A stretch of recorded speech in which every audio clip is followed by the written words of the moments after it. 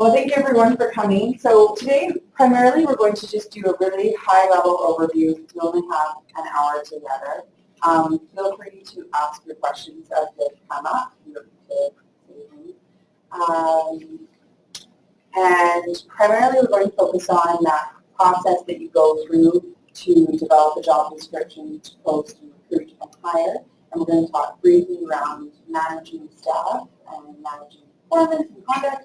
And Ellen will end us with a discussion around basically managing staff budgets and benefits and those items. So, and I'm going to be walking around, and I'm also a bit of a hand talker, so I'm very glad that we're being recorded just to be able to share this presentation for later. For anyone that wanted to come and wasn't able to, but I'm very happy that we don't have a video camera as well. So as you're preparing to submit for research grants, you need to start off by determining what it is that you need for your staffing before you can even just slot a number into that. So I understand that the timing around research grants and trying to create your staffing needs is probably very tight. And I think as you go through this process a few times, it should become a little bit easier. So in terms of determining your staffing needs, we always suggest that you begin by writing the job description. And part of that process is trying to determine what employment group that position will fall in within the university. And these are ones that we've highlighted that most likely will fit within the School of Nursing. And then also determining what type of employment is it. Do you need a full-time person doing this work? Is it a part-time person? Do you need a person to work flexible hours, like evenings and weekends? How is it best to set them up? So these are all the kinds of questions that you'll go through as you work through writing that initial job description. So in terms of identifying so we've broken it up into two types of appointments. There are student appointments and there are staff appointments. Both are actually staff of the university involved within our staff complement, but we thought it would be easier to just try to explain it when we refer to staff as true staff appointments and then student appointments. So in terms of ones that possibly you might be recruiting for, you may be recruiting for something that's more of a 2950. So these are the types of roles where they're doing clerical or secretarial type functions. They can actually be quite high level and sometimes they cross over with MNP positions. The management and professional positions are part of APSC, and there are over 40 job families that you could categorize within management and professional. So the ones that I believe that really apply to nursing, and especially this group, is the research family. And the difference between the research family and, say, the NUT or the non-union tech really is that level of oversight and supervision, program development, project management, design, implementation would fall in the MNP category. The true NUT or research assistant would really be on that technical side. They can be high level, very high level, and providing high level technical oversight and technical work, but it really is that difference, like are they actually doing the technical work? And then it would fall more into the NUT category versus are they more doing the project design, the project management, and the oversight of the technicians? So trying to ask yourself those questions. And Alan and I are here for support as you work through that about, okay, well, which is the better category for them to fall into.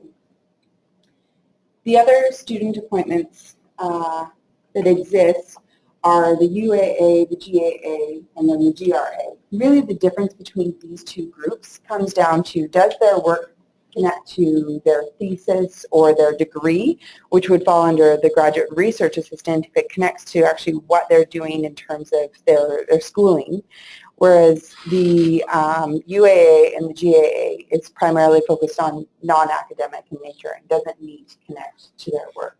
But I don't believe that you point a lot of these through the research grants. Do you? We do some UAAs. UAA, okay, but not the, sorry, not the GRAs. GRAs, not so much, but we do have a few, and that's more related to student research and research grants. So occasionally we do have such. Great. So to assist you trying to tease out, okay, well, am I supposed to be hiring a MMP employee? Am I hiring a NET? Am I hiring a student, 2950? Within each of these employment groups, there are occupational guidelines and job standards and benchmarks. And these are kind of like templates for you to use and provides you a framework of what you can assign within that classification and if that's the appropriate classification for you. So if you're trying to really look between the research. Get on the sign in for go-to meeting. I'm sorry to be interrupting, no. But I can't get to it. Well, we didn't set it up as an online, we just set it, we're just recording it. Okay. Sorry. That's right. Hello. So if you're trying, I think probably the ones that will come up the most that are very similar is the research MMP versus the non-union tech. If you look at both of those job standards and benchmarks for those two, you'll be able to discern whether the job duties fall into one category or the other. So I provided some links, and we'll send you everything electronically after today's session so that you can become familiar with these guidelines and benchmarks. The other great thing about this is that if you use these as you write your job descriptions and then you go to submit to compensation, if you use this kind of framework as your roadmap, it should assist you in getting things through compensation much faster because you followed what's been outlined. Yeah, and in those guidelines, they also have keywords that you would need for your job description. Great one. And then they would follow it based into your compensation. So you can always ask these questions because they do have specific guidelines for which levels within the classification as well. Research and implementation. Mainly, there's a few nursing ones that we've had, but on the most part for the NMP, research and implementation. And that's a great point about the language. The language is so essential when you're writing the job descriptions, and that's why we're here to provide that support if you need it in writing the job descriptions, because a simple word can actually change whether a job is classified as a level A MMP versus a level B, depending on how you write it. So, and we also want to write job descriptions that are true to what that individual will be doing. So it's really important that if you need guidance, we're happy to help. Yeah, when compensation do come back to ask for edits, it's mainly the manage versus coordinate. Mm-hmm. Or one we found recently that is instruct versus teach. So you can use the term instruct in MMP positions, but you cannot use the term teach because that's actually a faculty language term. So that's just something to highlight, that it's just these little nuances, and sometimes they don't seem that it should be trigger such a change in the job description, but that's why it's important if you need assistance that you reach out. In terms of writing an overall job description, as I said, you want the position, it's basically a contract. This is what you're saying to people. This is how you're going to be spending your time. These are the expectations of the job. These are the deliverables of the job. So it's really important that you use very clear and concise language. At the university, we love our acronyms. So if you are going to use acronyms in your job description writing, that you first write out the name of the program, and then in brackets the acronym, and then throughout the rest of the job description you can pepper the acronym, but it's really important that you spell it out initially. As I mentioned, you want to use duties and skills and knowledge. You want to avoid personal attributes, so There are other ways to say, when I think about something like service orientation versus friendly and caring and welcoming. So service orientation and providing excellent customer service, having something that can actually be measured and defined so that it's not a subjective quality that you're looking for. Be accurate about the work performed. So sometimes we want to tweak jobs to get them to a certain level, but it's really important that we're accurately reflecting what this individual will be doing. So within all of the job standards and the occupational guidelines that I previously mentioned, there is a minimum qualification that's already previously defined that we cannot change. So if it says undergraduate degree and 3 years experience, that's the baseline. We're not allowed to say we require 5 years. What you can do, though, is state preferences. We prefer this individual to also have a master's. We prefer this individual to have experience 5 years in the health sector. So you can talk about preferences, but you can't change the minimum qualifications. Does that make sense? Okay. The other important point to note as you're starting to write this job description, I always suggest to people to start with the work performed, because that's kind of the easier section, and then you can build up the other sections. And really it should be, the work performed should be in descending order of where this role is focusing. You really want the first 3 to 5 bullet points being their major responsibilities, and then subsequently the other responsibilities underneath that. If something only happens once a year or is less than 5% of their major responsibilities, then it can be captured in that lovely phrase that I'm sure is on all of our job descriptions, which is performs other duties as required for the position or as required by the department.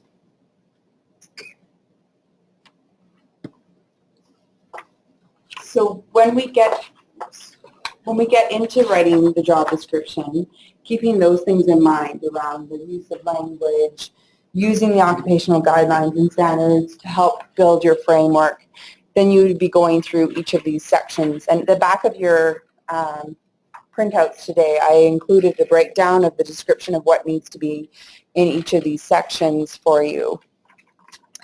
But basically the job summary, so we'll go, job description is very easy. So that's position title, the classification title, all of that wonderful information that you need to have. The job summary is really, think of it as like the executive summary you would provide, but even more condensed. It's 1 or 2 sentences to explain very high level where this position, what this position does, what the deliverables are. The organizational status is really where does this position fit within the school, within the unit, what types of relationships do they need to have, what level of supervision are they having. So really the incumbent can see exactly where this position falls and whether this is a good fit for them as well. The work performed, I've quickly highlighted that in the previous slide, but this is where you're listing all of the major responsibilities in order of importance. Just want to Sure. make sure you put it in order because compensation does impact that very. And also, this is also how you're trying to attract candidates. So if you don't have the work performed in level of priority and they see at the top of it that they're going to be doing mainly data collection, they're thinking, oh great, this is more of a data collection type job, and then down at the bottom it's like, and managing a staff team. So, it's really trying to find a balance of where do you see the majority of their time, and are you reflecting, is it reflecting how the hiring manager wants to see the work performed. Consequence of error in judgment. This section can be, again, only a few lines, and it really speaks to the decision-making that this position has, as well as any associated risk that it has if they are not doing their job properly. So a lot of jobs, it could potentially impact your grant funding, it could impact the school, it could impact the reputation of the university. So really making sure that you think about what is the impact of this position and where does it sit in terms of risk. Supervision received and given. So supervision received is anyone who's providing oversight to this position, so the hiring manager, and also how that reporting is going to look like. Does this incumbent have independence in their role and they're just going to have some oversight from their manager? Or is this position really monitored by the hiring manager? And that needs to be spelled out, but it also needs to align with the occupational guidelines.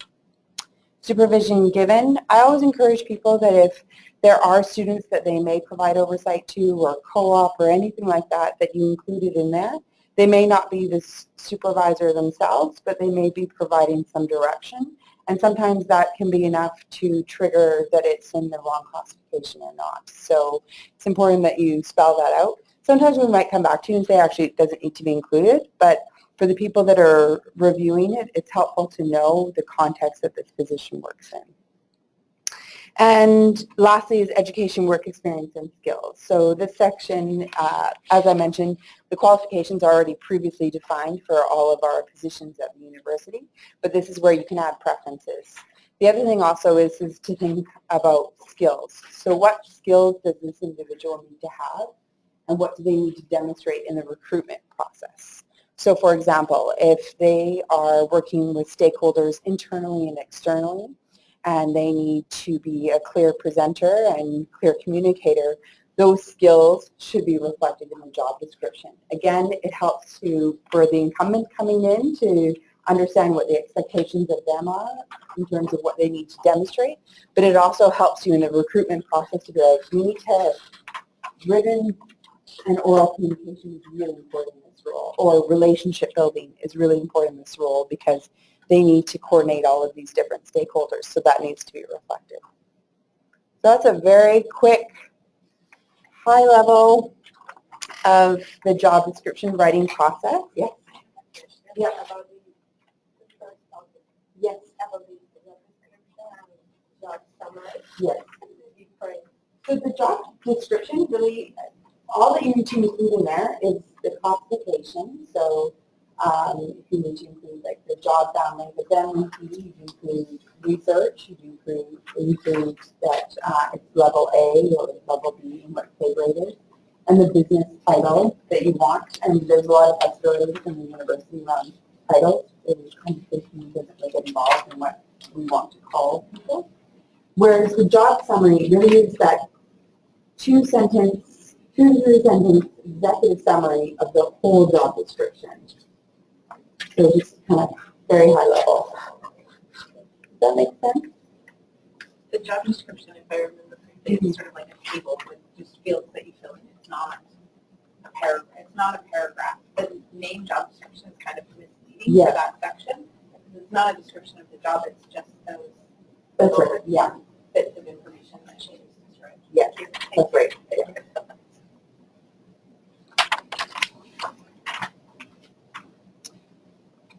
So, classifying a position. So you've done all that great work. You've determined what employment group it falls in.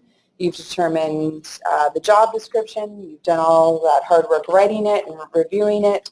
So what happens next? So then you would pass it to Ellen and her team, and they can provide some, if you need someone to look at it before it goes to compensation, they can provide that oversight and some feedback as well. Then the clerk will enter the job description into our platform, which we call HRMS. For all M&P positions, they're reviewed by compensation. So we don't have the option to say, no, I don't want this reviewed by compensation. They'll review it and make sure that it's been classified appropriately, that the job duties and assignment of the pay grade is correct, and they may come back to you with questions or advice on how they tweak it. All other positions are optionally reviewed by compensation. But what I always like to encourage people to do is to submit everything to compensation to be reviewed. And the reason why I say that is that compensation periodically audits positions. So you could have a position that's been filled for years and years and years, and then all of a sudden it gets reviewed by compensation and say, actually, this position is classified incorrectly. So potentially you're doing a tech change because somebody is being compensated too high and you're not able to continue that, or the position is incorrectly classified in the wrong employment group and we need to rectify that. So because it's such an easy, in some ways it's such an easy step to just get them to review it initially. It saves any headaches or problems, save in a year's time when you go to renew, and then all of a sudden they're like, oh, actually, hold on, I've audited this position and it's actually not classified appropriately. And then you haven't applied for your grants accurately, you haven't budgeted properly, so we really, I can't say how strongly we encourage you to consider submitting everything to compensation. So once that process goes back and forth with compensation, sometimes it can take a little bit longer. So the more time you can provide in terms of when you actually need to post and start recruiting for it, the better. Compensation only reviews jobs on Mondays and Thursdays. They're reviewing jobs for all of the Vancouver campus as well as the Okanagan campus, I believe. We have over 15,000 staff appointments, staff and faculty appointments here on campus, so they have quite a high volume. But the other thing is they're also really great that if you're getting pushback on your job descriptions, you can always pick up the phone and call them, or Ellen or myself can pick up the phone and call them and try to figure out why aren't we able to get this position pushed through and classified and approved. So if you're getting pushback in compensation, that's when Ellen or myself would happily get involved and provide support to you to make sure that you can get it approved and ready for posting. Just to highlight for you, when you are going to, whether you need to post a position or not is determined by the type of employment group. So the student appointments are all done by employment standards. So there is no requirement to formally post.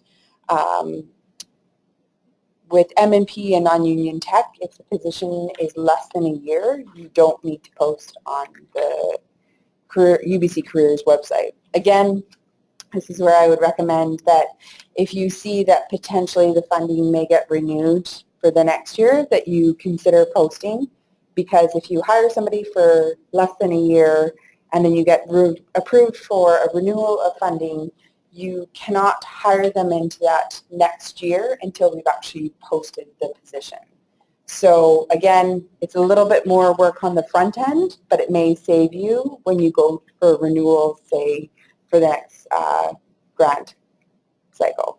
Yeah, we could come across that for a bit. So for Joyce, is going to somehow get that posted, keep in mind that she has to review that. So it's best that thinking, yes, I'm looking for 6 months, but potentially you're just posted. Even if it's only, how long does it have to be posted for? 5 days. Yeah. So it's actually pretty quick. Yeah. And then if, say, you have somebody who's internal that you want to place, you can have it all ready so that they can be appointed the next day after the posting closes. So it shouldn't really, it should only slow down the process by 5 days. So the question that we receive a lot is, can I use an internal rider? So that always depends. For management and non-union tech positions, you're permitted to use an internal rider. So what that is, does everybody know what an internal rider is? So when a position is posted on the UBC Careers website, you'll see sometimes that this position is posted just to share that it exists, but it's that an internal incumbent will be placed into it. So it's just to advertise that this position exists, it's being created, but that we've actually got an internal person that we're going to place into it once it closes. So for example, when we have to post, say we have a person that they review, but we have to post the position, usually we do. But if you have someone in mind, then you do it. So only for everything And in the research. that's right. Yeah. So, So how do people handle that if they're hiring someone who's not going to be research tech? You have to post, but you already have in mind who you're going to hire. Do you have to interview external candidates? it depends on what employment group it is. If it's students, then no. But if it's one of our bargaining units, then you have to consider all internal applicants based on the priority before you can move to potentially your preferred candidate. But do you have to interview them all? So for bargaining unit positions, you would have to interview the ones that meet the minimum qualifications and based on the particular language of that collective agreement. So, for example, if you were hiring a 2950 employee and it's a promotion for them, you're hiring a 2950 and let's say it's a higher pay grade, it's a higher level, and you have more junior 2950 employees applying, you'd have to see whether they meet the minimum qualifications for your position, and you may need to extend them an interview. It really depends on who's applying. So you must interview all the people who meet the minimum qualifications. So if you post a position and 300 people apply who meet minimum qualifications, you are required to. Just for internals, not for externals. But hypothetically. Yeah. I've never seen that many. Normally, and we would help sift through with you about which internals you do need to consider. But based on the... I've had it. Yeah, it is. I've had an Yeah. example where I had 8 internal, this is what my position had 8 internal candidates, but they all met the minimum requirements. But for me to look at the externals, I have to interview. Do our research staff actually hire, or do our research faculty hire research staff in the QP? No. I really see that. The example you may have is Sue Humphreys, who does the transcription. She is a QP. But it's really easy. On the most part, it's common. MPE and that. But do you still have to interview? Like, No. It's only good. So for MMP and for NATS, you only... you don't have to hire if they meet minimum criteria. No. However, I will put the caveat that sometimes we have candidates where there's a duty to accommodate, Right. and that is when we would step in and provide some advice about what needs to be considered as we look at this individual and this appointment. But it's very, Yeah. it would be probably very rare for grant. Yeah, so I'm trying to make sense of what happened last year. So last, Jennifer did come across this, so we had an MMP person Mhm. who we had to do the accommodation for the office. Okay, so that's different than duty to accommodate. Duty to accommodate is around someone has a health accommodation that we need to support in the workplace. Whereas in the APPS framework agreement, there is language around it's not, I can't remember, it's like 9.1.8. It's around right to an interview and a right to be included in the process if they meet the minimum qualifications. And then, yes, you would be obligated to provide them an interview and to consider them for the position. But you're not obligated to hire them, but to give them a fair chance to be considered. Would that apply if you have an internal writer on the position? No. An internal writer would sort of. But then you'd have to have an incumbent that you know you want to place and an internal incumbent to the university that's currently employed. Right. Yeah. Do we see that very often with ops positions? We've seen it. Yeah, I've seen Jennifer came across it Mhm. in her first posting. First Well, there's something to be said about learning everything all at once, right? Yeah, there's something to be said. So yeah, we can, as those scenarios come up, you can call Ellen, you can call me, and we can talk you through about what that means. But there are duties and rights and responsibilities that we have as an employer, and we're a large employer. So, and when it comes to collective agreements or framework agreements, we're responsible for complying with that language and following it. I just want to, since we're talking Yeah. about, or maybe you'll come across. Okay. Okay. So, as you prepare, so you submitted your position for to compensation, and you can commence starting to develop your recruitment process as you're waiting for it to be approved. And what I mean by that is you can start designing what the recruitment process is going to look like. We're starting to write your questions or asking Ellen, like, do we have questions already for these types of positions?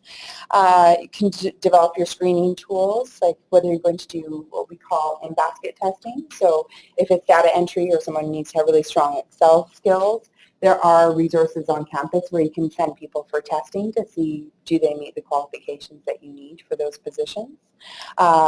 They've got all sorts of different testing. It's offered through, it used to be, I think they're called Workplace, what is Staff Finder's new name? Hiring Solutions. Hiring Solutions. So Hiring Solutions offers all of these great in-basket testing, or you can develop ones yourself. So for example, if the position has to do a lot of correspondence or report writing, you can set up written testing for them to see whether they've got the communication skills that you need in the position. Yeah, we also have examples too. If you wanted to do that. I Great. did want to emphasize Yeah. about interview process. I know some PIs have had referrals from other PIs that they've worked with and said, oh, this person's a great employee. I would still do the due diligence of giving them a proper interview because we come across quite a few of those and then it became one of the issue. It's a very good point. We also encourage you, if it's possible, to have at least 2 people in the room when you're doing an interview. That's not always possible, but that way one person can take notes while the other person is listening, and you can also have somebody to bounce, like, what did you think of that candidate? And if you can provide that consistently throughout your interviews, then the 2 of you can sit down and go through each of the candidates and reflect what your observations were from the interview process. There is a selection interviewing workshop that's offered by UBC HR, so I'll find out when the next offering is of that, but it's a really... Yeah, they offer quite a Yeah. few times during the year. So if you guys are interested, just get in and you can get it up. Or if you want to ask the administration. Great. And then the last point I wanted to make was around behavior-based interview questions. So really probing on, a lot of the research says that probing on past experience is kind of indicative of how they'll perform in the job. And we'll also really tease out what their previous experience is and where they're coming in to this position. So asking questions about, tell me about a time when you were responsible for managing the project from start to finish. How did you ensure that all the details got done, that oversaw that the kind of high level of the project, and getting them to speak to that.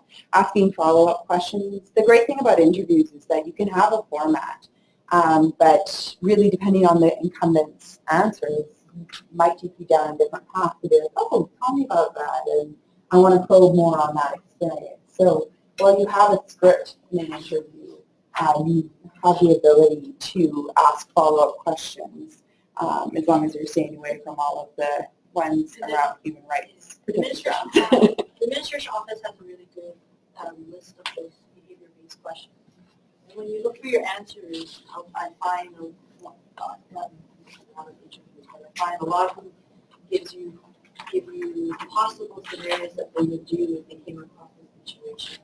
Those ones are not the right answers. You're looking for what they did do in a specific example. You might have to clarify that, but I would go for the specific example versus the possible scenario. Yeah. So once you're ready to implement your recruitment process, we already talked about priorities and that there's not really a lot of QP positions, so we won't get into that. But what we should be doing is asking every incumbent about have they previously worked for the university before that's not noted on their resume, because we've had scenarios where people have left off that experience because it wasn't positive. And we want to make sure that we're rehiring the employees to the university that have done great work for us. So making sure that in the interview process, when you're in that face-to-face interview, that you're asking about previous experience with the university, and that we're conducting reference checks. So there should be 2 to 3 professional references that are completed.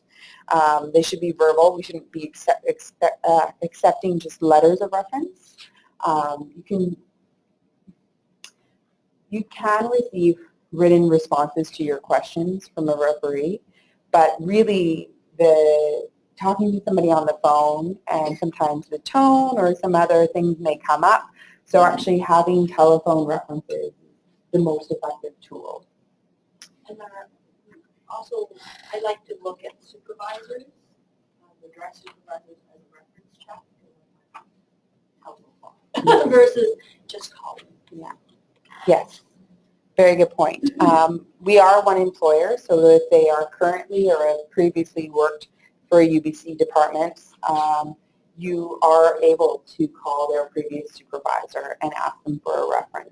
I think the respectful thing to do is to let the incumbent know that you'll be contacting their previous supervisor, but it's not for permission, it's to inform them that we'll be doing this. I assume noting that you say must conduct on the side. Yes. Conduct reference with their firm. Yes. So if they're currently employed with the university or have previously worked for the university, we need to speak to their former supervisor or existing supervisor. To me, if the person says that they prefer we not talk to the direct supervisor, I just know in a couple of circumstances where the red flag is more about the supervisor than it is about the employee. Yeah, but to me, it just seems like there's a situation. It's hard to know which way. Yeah. Hard to know which way. And if you come into those scenarios, then give us a call, and sometimes we can also go to the HR advisor that provides support to that area and be like, so this is what's being reported. Like, we can help do some digging as well, but we should be conducting references for anybody that has worked for us from their previous department, because we want you guys to be hiring qualified and strong staff, and not moving if there are concerns or issues that even if you do end up hiring them, that you're aware of those as they come into the position. I've had instances where a person was listed, I'm not a supervisor, and when I call that supervisor, yeah, I think that person, I can't give that person a proper reference check, and the employee doesn't have to do it. So I've come across those. So it's important to do these reference checks. What about with students? Like, my sense is this is really important with staff, but with students, I think we perhaps tend to be a little bit more fly-by-night because they're less permanent and they're part-time. We should still be probing on their university experience, and we should still be trying to connect with their supervisors that they previously worked for at the university. Again, it just provides us context of what their relationship has been with us and provides you insight as to whether this is a good hiring decision or not. I didn't actually mean the UBC specific. I just meant with the... We should be conducting references for students, yeah. Yeah, a lot of times, PIs have been hiring their own students who help them with And that's when we can also have some flexibility around the professional references. Like, if you're hiring a staff, most staff are coming in will have some form of professional reference, whereas some students don't have a lot of work experience, so they don't have people to provide. So it's potentially providing a coach that, you know, they were part of a sports team, or a volunteer experience. So you can be flexible on what types of references, but preferably not their parents. And I've done reference check on volunteers. The other thing I wanted to talk about when you're doing your recruitment process is to find out, is anybody using a telephone pre-screen before they invite candidates in? So this is a really great tool.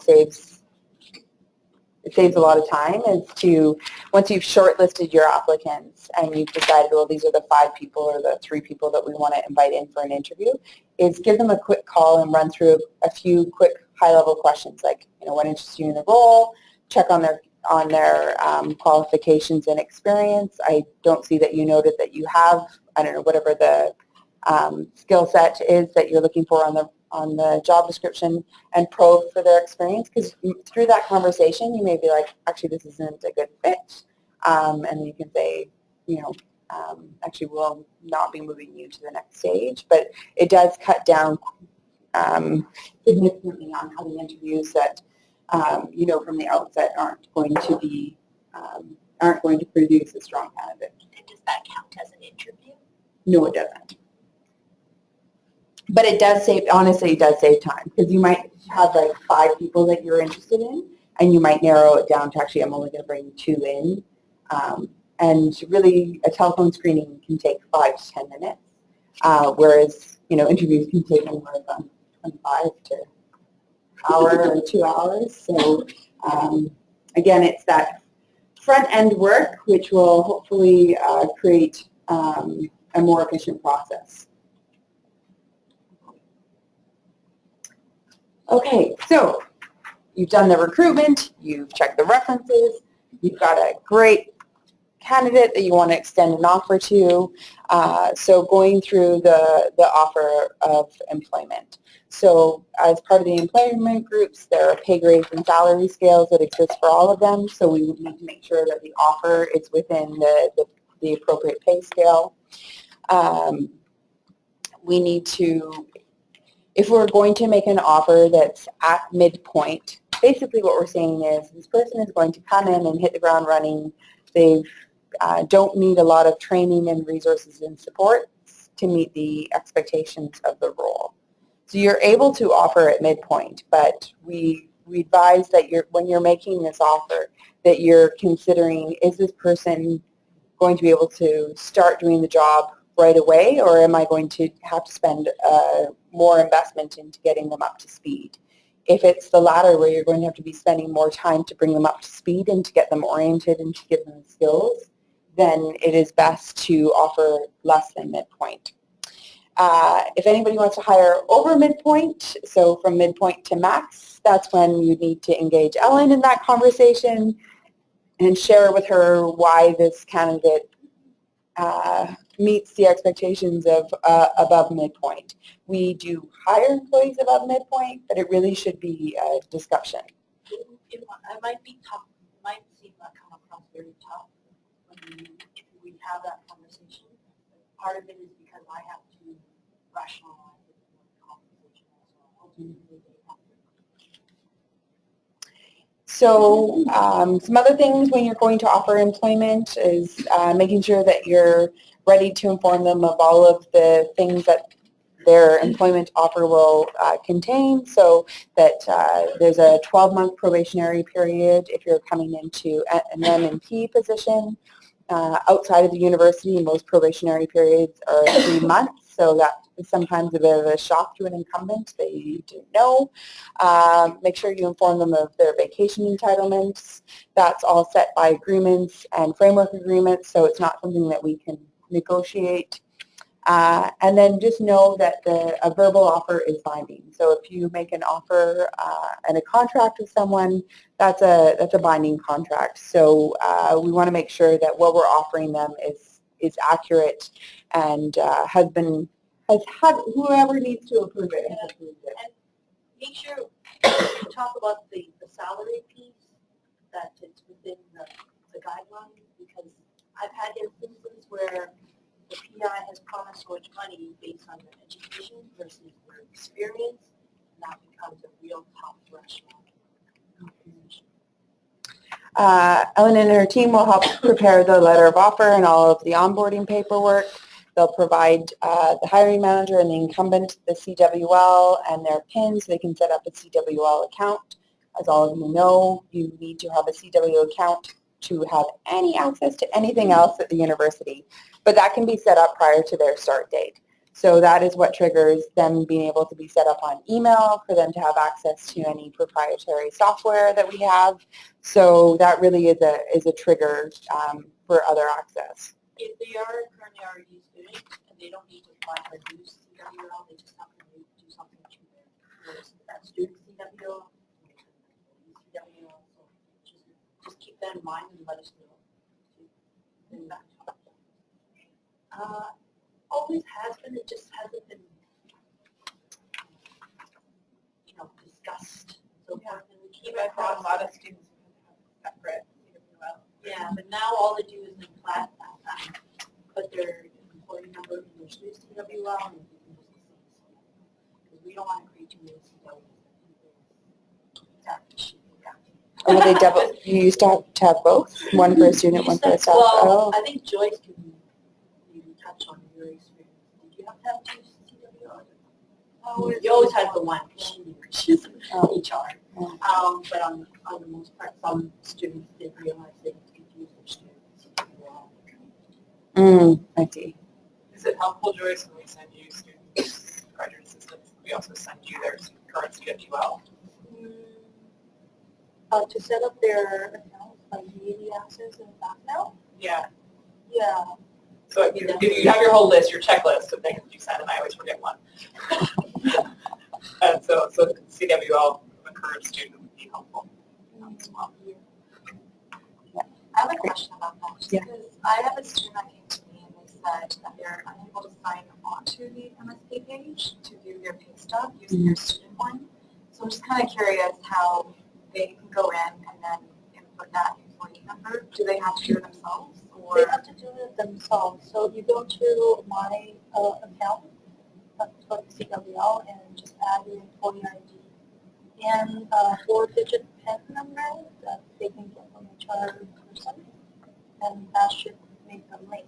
But if they're accessing the MSP website from off-campus or using wireless, they have to go through VPN. VPN. Yeah. It's just they were signed on, they just couldn't see their pay So it stub. must be that they missed the step of updating their CWL. Yeah. Yeah. Okay, so you've hired your incumbent, they've accepted the position, they are about to start with you. So then we switch over to like, great, now you have a staff person, what do you do? So it's really important, especially in the probationary period, and especially in that first day, first week, first month, that we're setting really clear expectations of them, of how you want to communicate between the supervisor and employee, of when check-ins will happen, what training and resources will be provided to them. In terms of safety trainings, as a supervisor of any employee, you're ultimately responsible if they have any work-safe incidents. So it's important that they receive orientation to their workplace, that they know all of the safety procedures, and that they complete, there's 2 trainings. Are you doing them online, Ellen, the bullying and harassment one? Yes. And then actually, we don't hire unless we see your student. oh, okay, great. Okay, perfect. And then managing staff. That is such a complex thing, especially when your primary focus is on research, or it's not, you think, well, this person's supposed to be brought on to help us to move this forward. So it's really kind of changing the dynamic a bit about your role to make sure that you're coaching, developing them, you're assisting them to meet the standards that you've set out, that we're providing ongoing feedback for their development, especially for M&P positions, that we're doing at least 2 performance evaluations in their first year of service. And that if there are performance concerns, that you're looping in with Ellen to find out, okay, well, how should I be addressing this? And when does a concern turn into, okay, well, actually, we should be doing more performance management? When do coaching conversations kind of turn over to that? And it is all case dependent. I will say that for issues around, I always give the example of tardiness because it's so easy. You know, somebody shows up late once, well, you should be, you know, hopefully they've called you, and if they haven't called you to let you know that they're late, they're going to be late, that you're following up with them and just letting them know the process. If they're going to be late, that they inform you ahead of time, or that they're running late, and also that the expectation is that they arrive on time. And just because you've had those informal conversations and they've informed you that they're late doesn't make it okay. So if the problem persists and they're late 3 times, 4 times, they're late every day this week, then we should potentially be moving the conversation to something a little bit more formal. And depending on the representation rights, either having myself or Ellen in the room, and potentially with their own employment groups representative. So I'm going to come back to the slide, but it's really that fine balance of, you know, if you feel like you've been having a ton of conversations with someone and their performance isn't improving or their conduct isn't improving, then reach out to Ellen for support. Make sure that you're documenting the conversations that you have with staff. Make sure that you're documenting any training or resources or supports that you provide to them, because it provides a whole picture so that when we actually, if we do get to a point where we're deciding whether somebody's going to pass probation or not, we can say, well, we've invested all of these things in your training to get you up to speed in this role, or we've had these conversations on these dates. It allows us to kind of paint the picture a little bit better. Does that make sense? And if you need to extend probation, you need to talk to us about Mm-hmm. Yeah. We would say 2 or 4 weeks. Mm-hmm. And if it's MMP, then to be able to extend probation past that 12-month period, we really need to see that the performance evaluations have occurred, at least at the 6-month mark. And then as you're preparing for that one at the year mark, if you're thinking, oh, I want to extend their probation, having that 6-month one is very helpful in being able to successfully extend probation for individuals. We will have the guidelines, the new guidelines for research regarding different administration, and that will be in terms of reviews with the practitioners. So in terms of what category we should have.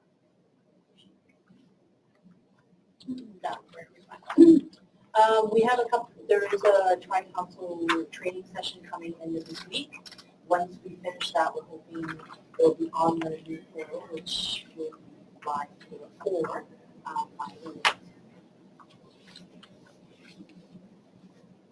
Mm-hmm.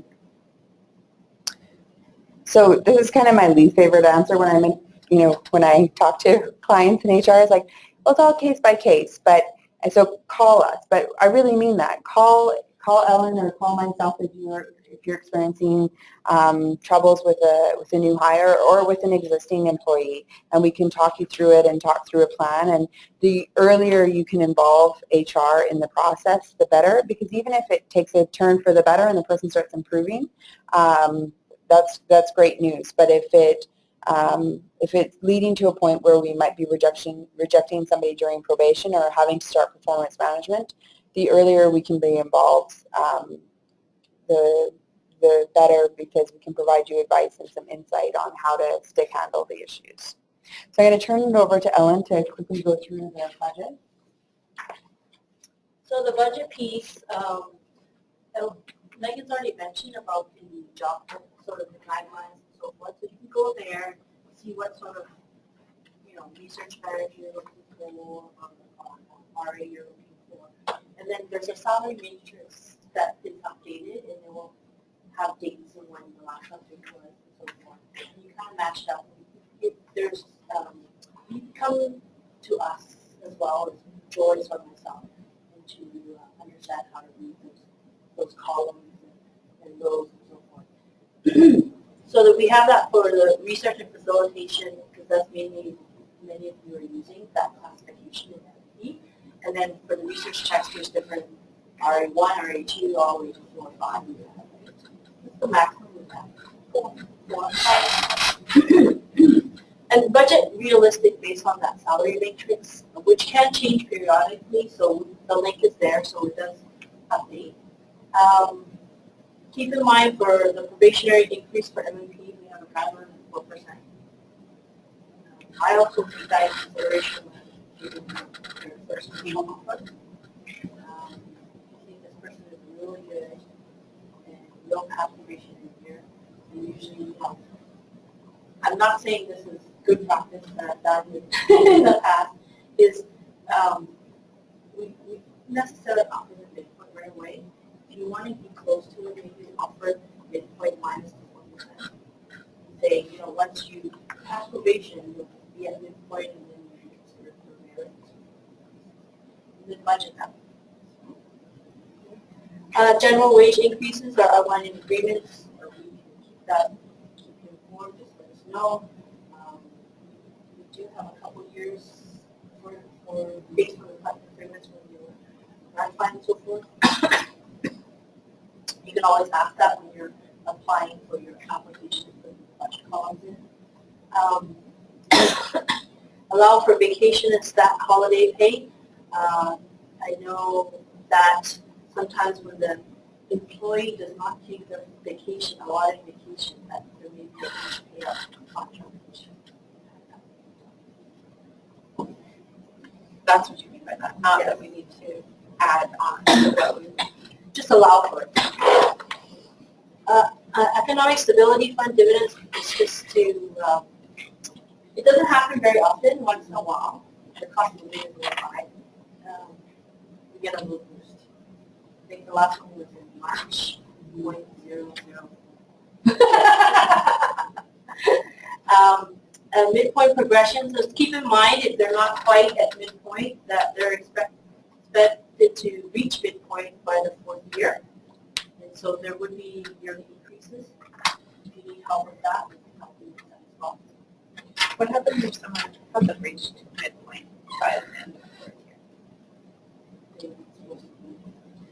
So we run reports. So Ellen would get into contact with you and say this person needs to reach midpoint. If there are concerns around performance and you've been going through the performance management process, we can delay reaching midpoint. But otherwise, all employees should reach it. So if it's been missed, and it's found 6 months later, then we'll be coming back to you and saying, well, this person should have reached midpoint and needs to be retro 6 months to their anniversary date. And we've come across a lot of choices. You haven't run the report recently because we've got a lot of them right now. So keep in mind of their anniversary dates too. That's usually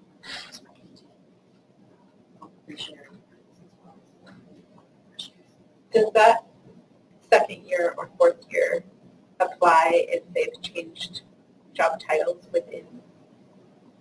If they change position, Yeah, you're starting fresh. starting fresh.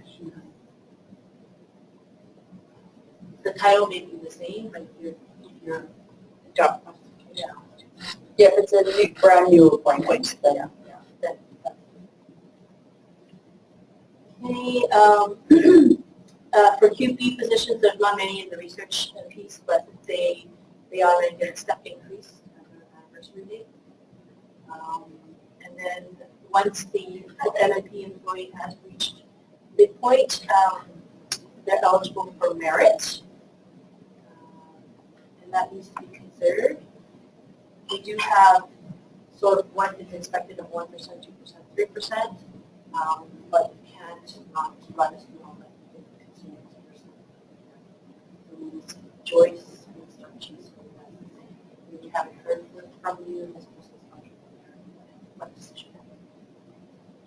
And with that, we expect them to provide the rationale why this person is eligible for the dean's office approves that at the end of the day. We have to look at all the rationale. Working notice and salary continuance, that is taking consideration for employees that we will terminate to work with us, especially if those employees have a long UBC history. Mm-hmm.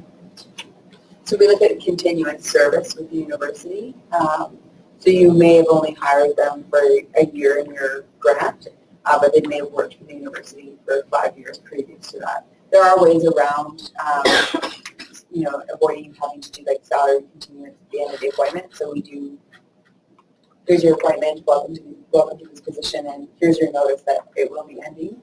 So sometimes people receive both on the same day. But again, it's about meeting our obligation, and so that you're planning accordingly for that. Yeah. And do people know the difference between working notice and salary continuance? So working notice is to say this person is eligible for 6 months working notice. They've been here how many years? 6 years. So that they work for UBC for 6 years and eligible for 6 months working notice. That means prior to the termination date, 6 months, we have to have that conversation. A salary continuance is in an instance where in the same example, if you didn't give them that notification, then we may owe them money after the termination.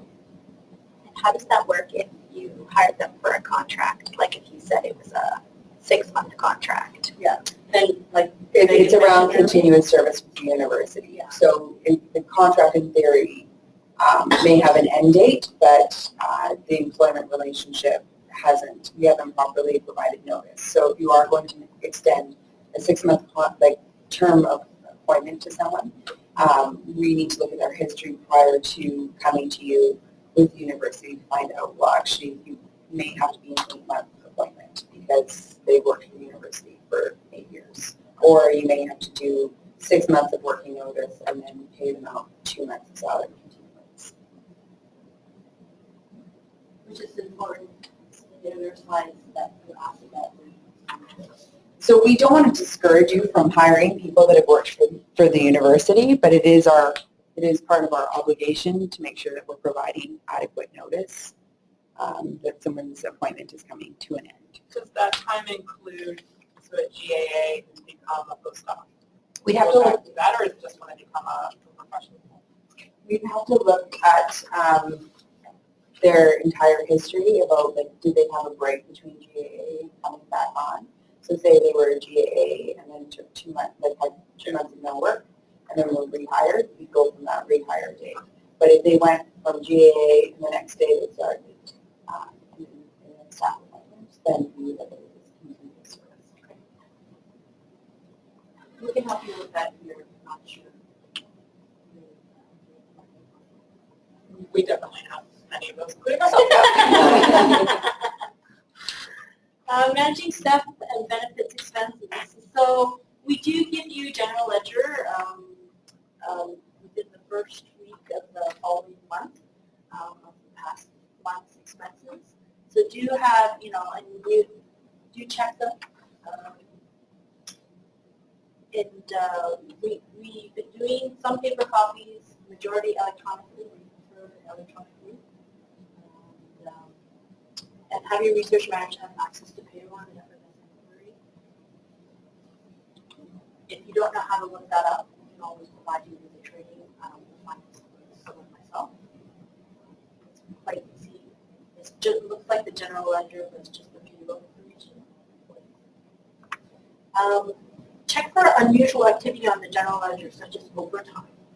So it does come up, especially with the hourly employees. We see that a lot. And then Joyce has to record it separately on that time sheet, and then I have to look at it, and I always ask, this person is paid overtime. The P1 no. So check for that activity on the general ledgers. And was this anticipated? Can it be avoided in the future? Well, upcoming terminations, plan ahead, or whether the employee required working notice or severance. You mentioned that in your slide. So this is, benefits do change monthly, the rate. So I know when you do forecasting for your application, there is a benefit calculator that you can use to do a rough estimate. That's the best we can do. We can't tell you, oh, January is 18%, and August is 14%. Do you find that calculator useful? Like, I find it seems like it underestimates. I would rather just say it's going to be 22% all the time, and if there's extra money, that's great. But I don't want to shortchange budgets. On the most part, we've used in the past 18%. Yeah. But I find that research tends to be slightly higher because there's an additional extraordinary cost that happens as well on top of the regular employees, and that is to pay for return benefits on research accounts and so forth. It tends to be slightly higher on research accounts, and 22 is a good percentage to use, especially if you know these are big as and we find that employees with families have a higher percentage. And then it's important to track the anniversary date for the employee. to anticipate for the probationary increase? So we'll just do one last slide because I know we're actually over time at this point. So I apologize for that. But this is really just around offboarding an employee. So as we've spent all of that wonderful time bringing someone on, there are things that we need to make sure that we're doing as we prepare for somebody to leave the university. So if you know that you have grants that are ending, that you're talking with Ellen around the notification requirements, sometimes I'll be coming to those meetings with you to provide your employee with notice. They're very quick meetings because the employee knows that their contract will be ending, but we're obligated to do that. And then there's also, just kind of the logistics and paperwork behind, so that you're filling the transfer and severance form will be prepared by the HR clerk, and then you're verifying it, that any vacation owing to that individual is reflected on that. And we want to make sure that we prepare those transfer and severance forms as quickly as possible, because we really don't like to overpay people, because it's very hard to get back that money once you've done it. Making sure that we're collecting all of the UBC property, so things like even the staff card you need to collect from them, and any keys or access cards, connecting with IT to disconnect their access, and any other proprietary software that you use, and any equipment, laptops. I'm not sure if you have tracking for what is being assigned out, but making sure that you're able to recoup all of it from an individual before they leave the university. And then we've also included 2 links for you, so around resources for the applicant or the individual that's leaving UBC on things that they can do to prepare, as well as benefits and things that they can do to kind of offboard from the university. I've had a question about vacation entitlement. If they've hired an employee at UBC, the vacation entitlement from the last employment does transfer to the current role, that you're hiring them for. So if they own a couple weeks of holidays, you're obligated to give that on top of what you would. Is that only if it's deemed continuous? So to offset that, you could potentially change their start date so that they're required to force them. No. Well, we shouldn't be forcing people to take vacation when we want them to. But are people allowed to, like, in the military? Yeah. Where there was a problem with vacation, people wouldn't take vacation until they were generals, and then they would take 6 years of vacation at the end of their contract. We don't do that. So is there, and it's expensive at a general's pay if you started as a private and didn't take vacation for 35 years. So, what is the practice around keeping vacation year to year? Sure. So for most of the employment groups, the maximum you're allowed to carry over into the new calendar year is 10 days. So we shouldn't be carrying over more than that unless we've denied someone's vacation. They're supposed to be off in December and something has happened and we need them to work. But really, we should be encouraging people to use vacation in the year that they earn it. And we should be... But you just said you can't require them to. We can't require them to take their vacation at a time that's convenient to us because they're coming over to a new appointment and they're leaving an old department. They have a lot of vacation. So they need to use it during the year that they've earned it, but we can't say to them, well, before you come to us in September, you need to take that 3 weeks vacation. So, but what we can do is limit how much they're allowed to carry over into the calendar year. And we should be encouraging people to plan their vacations and take their vacation time so we're not running into scenarios, and I just had one come up. This person has over 25 days of vacation that they haven't used yet, and it's November 2nd. So I'm I've had Tony too, but I'm making, like, myself, but then I've worked here 10 years, so I'm holding for 6 weeks of vacation. It can be tough at times, but, maybe in September, August, do a monitor how much vacation is left over. If you need help with that, a state that can help. And then just say you need to take some vacation. Sometimes it could be where it's several weeks. So for myself, I'm taking for the next 2 months, I'm only working for do that. And also, like, remember, vacation is about like your own well-being, and it is important that you take it, and it is important that we encourage staff to take it. So sorry we ran late. But that is a really quick overview of some HR aspects that you'll come across. Does anybody have any additional questions or anything we haven't touched on? We'll be sharing our slides as well as the speaker's notes so that you have a reference tool if it's helpful. And we'll be sharing also an audio recording as well. Any last minute questions? Thank you all for coming. We really appreciate it. Thank you.